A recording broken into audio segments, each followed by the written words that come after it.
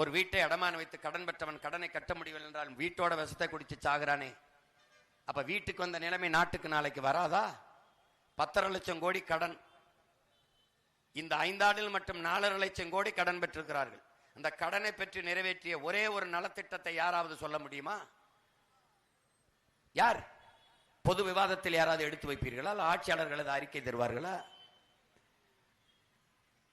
நாங்கள் வந்தபோது, ஆட்சிக்கு வந்தபோது 1000 ரூபாய் பெண்களுக்கு கொடுத்தார்கள். இறங்கும் போது அடுத்த ஆட்சிக்கு வந்தால் 2000 கொடுக்கிறோம் என்கிறார்கள். இதுதான் வளர்ச்சியா?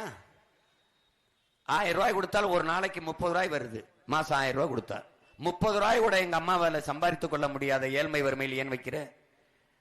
ஒரு நாளைக்கு 300 ரூபாய் ஈட்டிக் கொள்கிறவர்களுக்கு வேலை வாய்ப்பையும் வருவாய் பெருக்கத்தையும் ஏற்படுத்தாத நீ என்ன ஆட்சி நடத்துற? என்ன ஆட்சி நடத்துற? ஒரு இட்லியே 30 ரூபாய் ஆயிடுச்சு. 30 ரூபாய்க்கு என்ன பண்ண முடியும்? 2 குடுவை தண்ணீர் வாங்கினா எவ்வளவு? அப்ப என்ன மாதிரி நிர்வாகம், என்ன மாதிரி ஆட்சி முறை? எல்லாத்தையும் பொறுத்து பொறுத்து சகித்து போறதுதான் ஒரு கற்றறிந்த பெருமக்கள், அறிவார்ந்த பெருமக்களினுடைய அறிவு சமூகத்தின் அழகாயுது. அழகாயுது.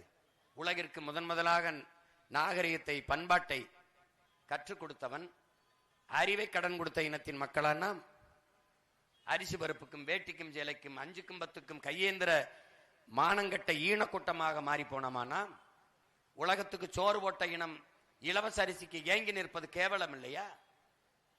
முல்லைக்கு தேரை கொடுத்தவன், மயிலுக்கு போர்வை போத்தனவன், பாரி பேரகனின் பேரனும் பேத்தியும் வேட்டி சேலைக்கு கையே வந்தது வெக்கமா இல்ல?